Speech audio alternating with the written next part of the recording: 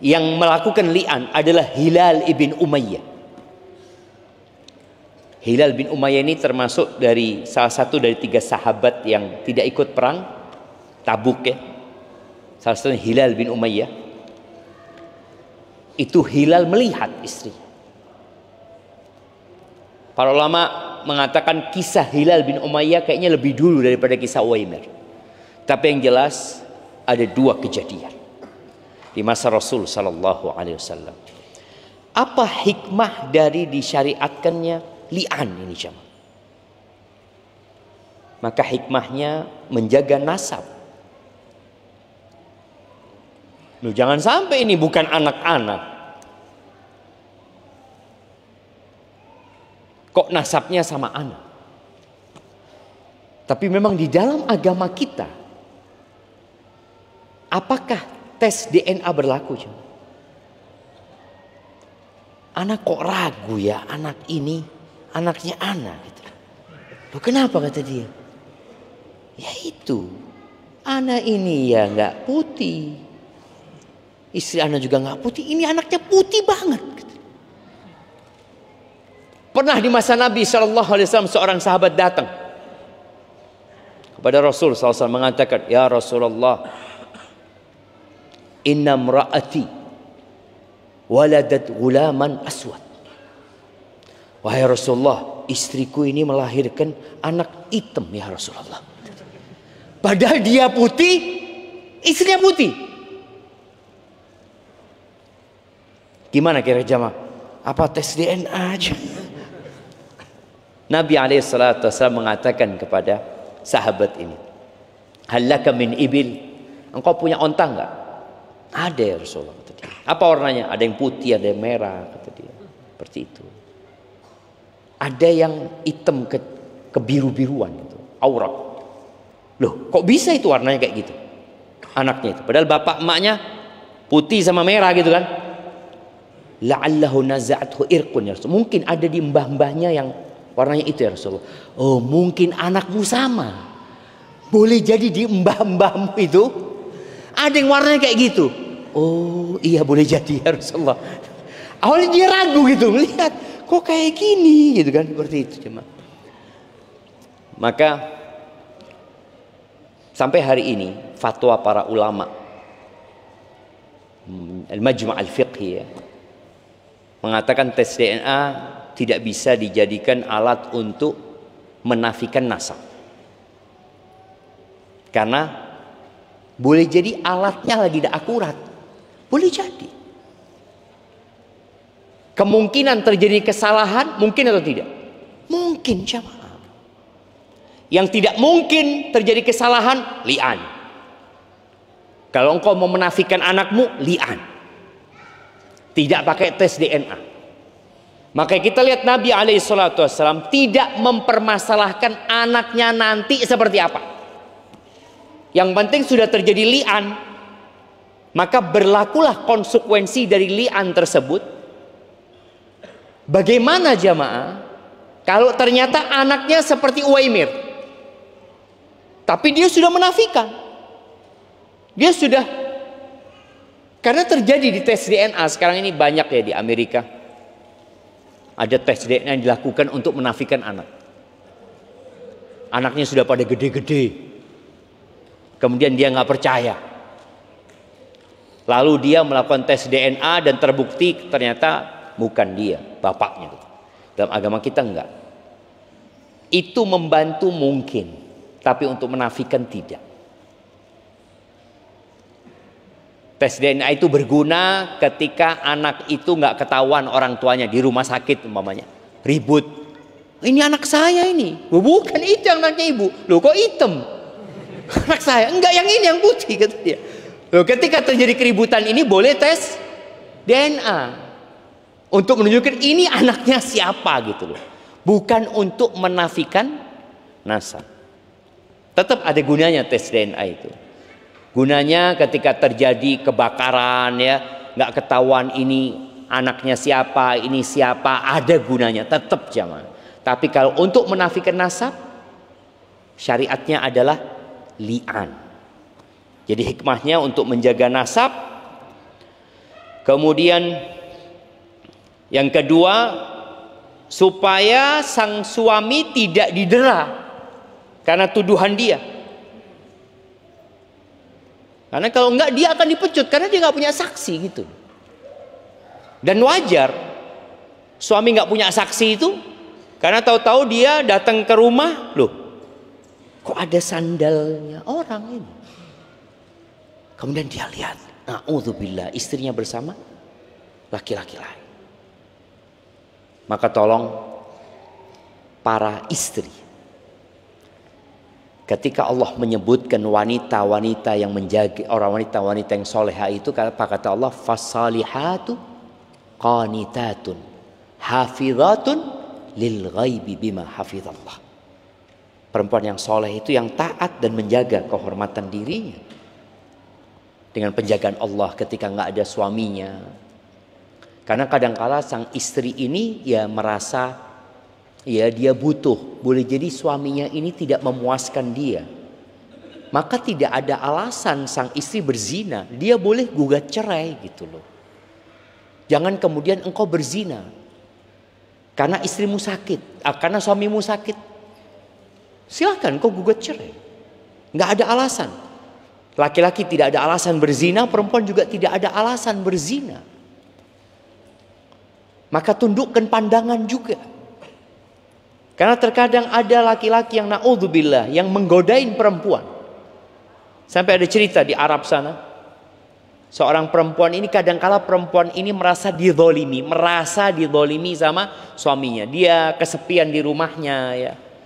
Sekarang ini dengan adanya handphone, apa yang dia lakukan? Status. Yang pertama dia akan lakukan adalah membuat status.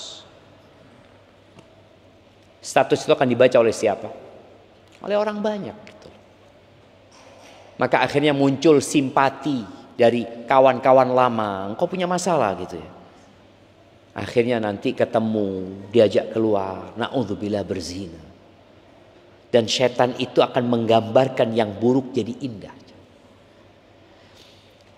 Kemudian di antara hikmah agar tidak terjadi kerusakan tentunya di masyarakat ini jemaah. Dengan munculnya orang-orang yang berzina, tapi tidak munculnya istri-istri yang berzina, tapi sang suami nggak punya bukti, Apa solusinya? Ya li'an, supaya tidak terjadi kerusakan di muka bumi ini. Barakallahu fiik. Itu mungkin nanti kita akan membahas tentang syarat sahnya li'an, karena sebagian ulama mensyaratkan harus di masjid jami ternyata jam. Dan dianjurkan habis asar. Dihadiri oleh hakim. Masjid jami'nya kalau bisa masjid jami' yang paling besar di kota tersebut, kalau enggak ya di mana saja. Barakallahu fiik. Taib, ana akan kasih hadiah yang bisa jawab. Sebutkan 2 nama sahabat. Nah, antum angkat tangan dulu. Yang 2 nama sahabat yang apa ini? Yang melakukan li'an. Fadhal. Umair al-Ajlani, Uwaimir al-Ajlani. Yang kedua Hilal bin Umayyah. Nah, kasihkan hadiahnya buat beliau. Masya Allah, barakallahu fikum. Iya. Baik, ada pertanyaan. Jika saksi itu berupa digital, CCTV, apakah masih perlu saksi 4 orang, Ustaz? Nah, gak bisa aja.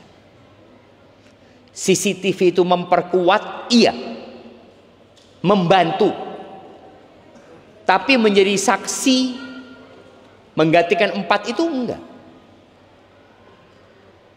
Perlu ada orang, karena CCTV bisa dibuat sekarang.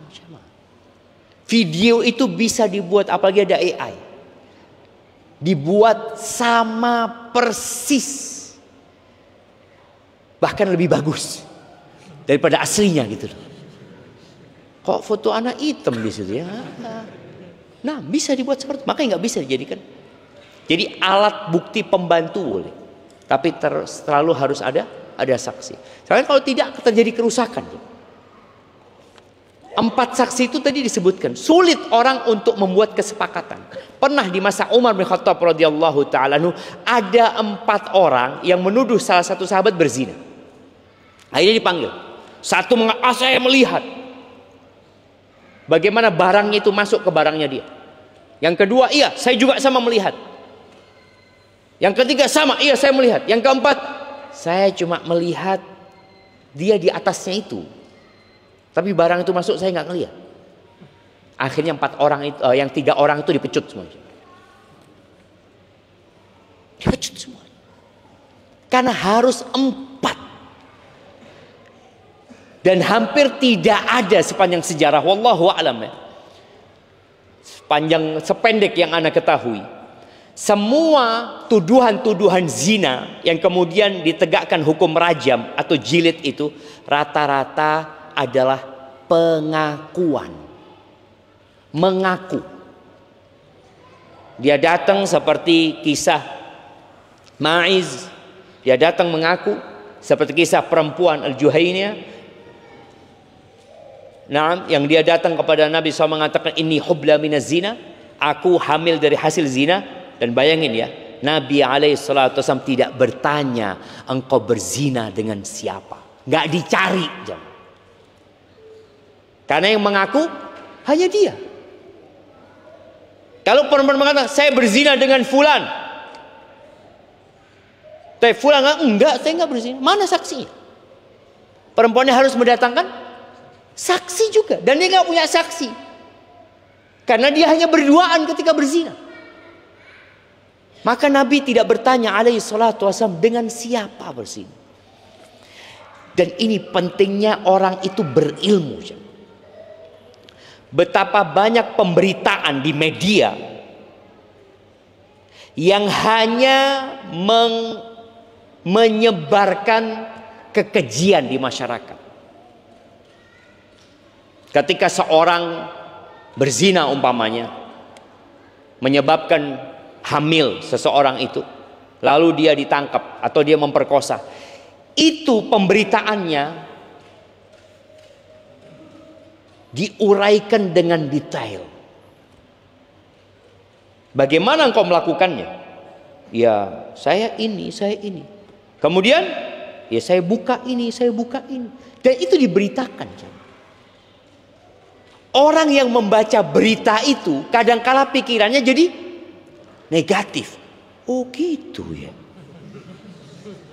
Yang diperlukan oleh masyarakat adalah hukuman buat pelakunya. Masyarakat tidak butuh proses persidangan dia mengetahui. Kalaupun ada yang mau mengawal keluarganya, silahkan dikawal proses itu. Tapi masyarakat umum yang dibutuhkan adalah bagaimana orang yang melakukan tindakan kriminal ini kemudian hukumannya ini. Dan tujuan pemberitaan itu adalah memberikan efek jera kepada masyarakat agar mereka takut melakukan perbuatan itu. Bukan menjadi berita untuk entertain. Untuk seneng-senengan aja baca berita. Enggak, cuma tadi banyak media hanya mencari uang, bukan memberikan edukasi kepada masyarakat. Dan ini PR buat kita bersama ya. Kenapa kita perlu punya media-media yang mendidik? Karena sekarang ya banyak orang diajarin oleh media lebih dalam ilmunya daripada diajarin sama ustadznya.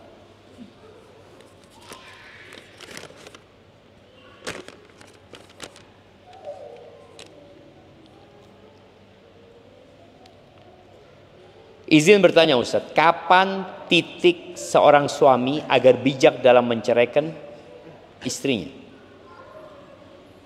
Karena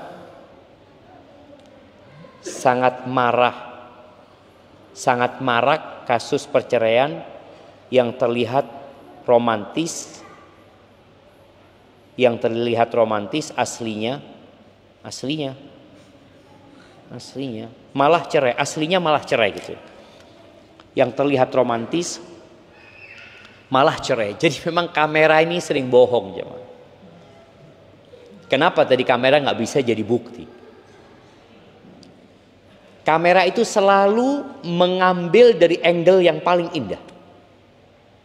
Ada sekolahnya, supaya kelihatan romantis, indah ya. Makanya kadangkala antum ngelihat IG tentang tempat wisata. Allah, apik ini sama, masya Allah. Berangkat sampai sana, cuma kayak gini. Nah, itu terjadi. Jangan bicara rumah tangga, tempat-tempat wisata. Orang itu kalau dikasih tahu gambarnya waktu ulo ya, Allah ini dia lihat ada biawak yang sedang berjalan, mungkin ya dia lihat yang indah-indah sampai sana. Apa ini? Dia keluarkan kameranya, HP-nya. Ya Allah, dibohongin sama kamera. Betul. Maka tadi kalau dikatakan orang kelihatan romantis ya, maka nggak perlu romantis itu ditunjukkan sama orang. Yang terkadang hanya akan membuat orang hasad, iri. Ketika antum menunjukkan romantis antum kepada orang, orang jadi iri. Ketika iri jadi hasad, kemudian ain. Udah nggak perlu gitu loh. Yang perlu adalah benar-benar romantis. Bukan romantis yang dibuat-buat. Maka kalau pertanyaannya ini, kapan titik seorang suami? Kapan titik? Betul jemaah. Antum paham? Kapan titik seorang suami agar bijak dalam menceraikan istri? Ya, jangan diceraikan istri antum. Kenapa antum mau ceraikan istri antum? Artinya kalau memang sudah tidak bisa diperbaiki. Subhanallah jemaah ya. Ana membaca hasil penelitian dari seorang non muslim. Ana lupa di Prancis sana kalau nggak salah, di Eropa sana. Dia bertahun-tahun meneliti tentang urusan rumah tangga. Ternyata 69% dari pertikaian, perselisihan yang terjadi di antara suami istri itu nggak ada solusinya. Berapa persen? 69%. Itu nggak ada solusi. Ketika Ana membaca ya, Ana mulai mikir. Ini penelitian, boleh jadi benar, boleh jadi salah. Tapi dia melakukan penelitian itu selama 30 tahun gitu. Dan sampelnya banyak sekali. Kemudian Ana ingat dengan hadis Nabi SAW. Khuliqatil mar'atu min dhila'. Nabi SAW mengatakan perempuan diciptakan dari tulang rusuk. Wa inna a'waja ma fi dhila'i a'la. Yang paling bengkok dari tulang rusuk itu yang paling atas. Kalau engkau ingin meluruskan dia, engkau akan ceraikan dia. Tapi kalau enggak, ya dia tetap bengkok. Sampai kapan? Sampai mati. Ana Ustadz sudah 40 tahun nikah sama istri Ana Ustadz. Tetap kesalahan diulangi terus. Ya itu memang kayak gitu. Loh, sampai kapan? Sampai mati. Jadi jangan berpikir setelah antum menikah 30 tahun, alhamdulillah Ustaz. Alhamdulillah, sekarang istri ana lurus Ustaz. Enggak percaya ana sama antum. Enggak percaya. Karena memang ternyata memang ada yang tidak bisa diselesaikan. Terus bagaimana caranya? Nabi sudah memberikan solusi sallallahu alaihi wasallam. Fastamti' wa fihinnal iwaj. Engkau bersenang-senanglah dengan dia dengan keyakinan dia bengkok. Hati jangan berpikir tadi dia akan berubah jadi lurus. Enggak. Ada yang memang enggak bisa jemaah. Betul hasil penelitian itu. Dan Allah Azza wa Jalla mengatakan wa ashiruhunna bil ma'ruf. Pergaulilah istri-istri kalian dengan cara yang patut. Dengan cara yang baik, yang penuh dengan hikmah. Lalu kata Allah, fa'in karihtumuhunna. Kalau kalian benci sama mereka, apa? Ceraikan mereka? Enggak. Perbaiki mereka? Ya mungkin. Kita diperintah untuk memperbaiki. Tapi Allah mengatakan fa in karihtumuhunna fa asa an takrahu syai'an wa yaj'alallahu fihi khairan katsir. Allah memberikan solusi sabar. Boleh jadi di kebencianmu terhadap perilaku istrimu itu. Boleh jadi yang kau benci itu, di situ Allah menjadikan kebaikan yang banyak.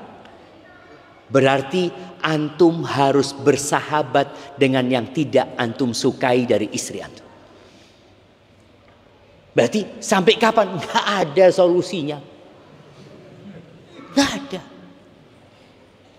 Nabi alaihissalatu mengatakan kepada para sahabatnya, la yafraq mu'minun mu'minah. Tidak boleh seorang suami yang beriman membenci istri yang beriman. In kariha minha khuluqan radiya minha akhar. Kalau ada perilaku istri yang dia tidak sukai, bukankah ada yang lain yang dia sukai? Jadi nggak usah fokus kepada yang antum tidak sukai. Ustaz, anak kepinginnya dia berubah, tapi dia perempuan. Dia memang kayak gitu. Terus lihat kepada kelebihan. Yaitu hasil penelitian 69 ya. Tapi yang jelas tadi, ada hal-hal di rumah tangga itu yang tidak bisa diselesaikan. Tapi kita hidup berdampingan dengan masalah itu. Contoh, wallah Ustaz, sampai hari ini Ustaz, ana mau minta sarapan selalu minta sama istri Ustaz. Ana harapannya Ustaz, bangun tidur udah jadi itu sarapan Ustaz. Antum udah berapa tahun nikah? 30 tahun Ustaz. Atau 35 tahun. Terus ya kayak gitu. Alhamdulillah, antum sudah sabar kan? Ya sudah. Jangan memandang kepada rumah tangga orang. Yang jadi masalah tadi, antum mulai membandingkan istri antum, atau sang istri mulai membandingkan suaminya dengan orang lain, maka perceraian yang terjadi. Fokus dengan rumah tangga antum. Ketika masalahnya memang tidak bisa ditoleransi. Jadi kalau kita lihat tadi 69, berarti sisanya berapa? 31%. 31% itu ada masalah yang harus ada solusi. Kalau enggak cerai. Iya. Ada. Tapi banyak masalah yang seharusnya kita mempertahankan rumah tangga aja. Antum kalau lihat orang-orang yang sekarang masih mempertahankan rumah tangganya, antum pikir mereka nggak punya masalah? Mereka sudah bersahabat dengan masalah itu. Ya sudah Ustaz, saya nerimo. Itu intinya jemaah. Sahih. Baik, ini yang terakhir. Bismillah. Semoga Allah merahmati Ustaz. Izin bertanya Ustaz. Amin. Ada yang mengatakan kalau umroh pertama kali jangan umroh pas bulan Ramadan karena crowded dan sumpek. Apakah benar Ustaz? Ya nggak benar lah. Umrah di bulan Ramadan itu seperti haji bersama Nabi SAW. Yang konsekuensinya ramai. Tapi Ramadan itu 30 hari. Awal Ramadan berbeda dengan akhir Ramadan. Pertengahan Ramadan berbeda dengan awal Ramadan. Bahkan sebagian mengatakan pertengahan Ramadan itu lebih enak daripada awal Ramadan. Karena orang rata-rata umrohnya awal Ramadan supaya dia dapat safarnya itu nggak puasa. Dia ketika menuju ke Mekah, ke Medina, dia biasanya turun Medina belum bulan puasa, jadi enak gitu. Jadi awal puasa di Medina. Di pertengahan Ramadan banyak orang mengatakan adulah sayang ahsan di akhir Ramadan gitu loh. Maka kalau bicara rame betul Ramadan, berbeda dengan yang lainnya. Tapi pahalanya berbeda.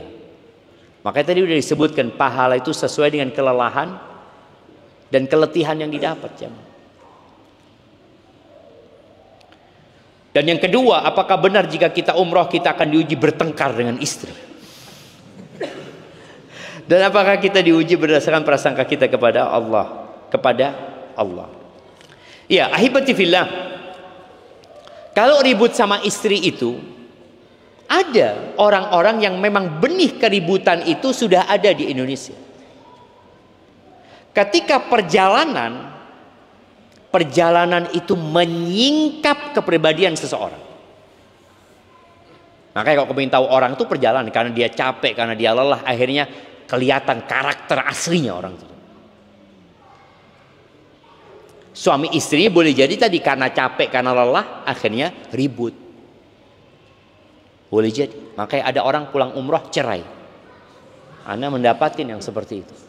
Mereka bercerai tapi memang masalahnya bukan ketika umroh. Memang mereka sudah punya masalah. Sehingga kelelahan yang didapat ya. Kadang-kala suami minta dipijat sama istrinya. Habis tawaf, habis sa'i. Kata istrinya, "Bang, aku kakiku juga capek, Bang." "Iya, tapi kau istri, aku suami. Pijat kakiku." Akhirnya ribut.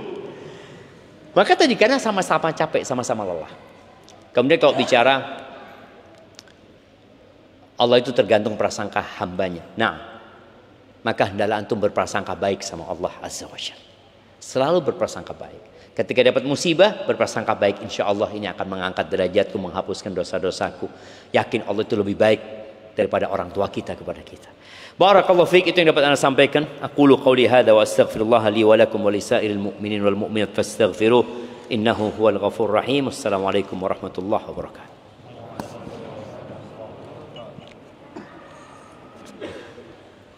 Baik, jazakumullah khairan kepada guru kita Ustaz Dr. Syafiq Riza Basalamah Hafizahullah Ta'ala telah menyampaikan materi pada malam hari ini. Semoga ilmu yang kita dapatkan menjadi ilmu yang bermanfaat bagi kita semua dan Allah mudahkan kita untuk mengamalkan dan menyampaikan kepada saudara-saudara kita. Baik jamaah, sebelum kami tutup ada satu door prize ya dari kami. Bagi jamaah sekalian yang hadir pada malam hari ini membawa masalah yang paling berat dalam hidupnya. Nah, siapa yang merasa malam hari ini masalahnya paling berat? Hadir di kajian ya untuk mungkin meringankan masalahnya. Ada? Tidak ada? Masya Allah, alhamdulillah tidak ada yang punya masalah berat di malam hari ini. Alhamdulillah. Taib, kalau begitu pertanyaan yang lain, siapa yang masih ingat judul kajian pekan kemarin? Silakan. Ya. Masya Allah, aku ingin betah di rumah. Barakallahu fiik. Nah, jazakumullah khairan kepada jamaah sekalian yang sudah hadir pada malam hari ini. Semoga Allah berkahi ilmu kita ya. Semoga Allah mudahkan kita istiqomah di jalan kebenaran dan terus menuntut ilmu sampai akhir hayat kita. Kita akhiri dengan doa kafaratul majlis. Subhanakallahumma wa bihamdika asyhadu an la ilaha illa anta astaghfiruka wa atubu ilaik. Wassalamualaikum warahmatullahi wabarakatuh.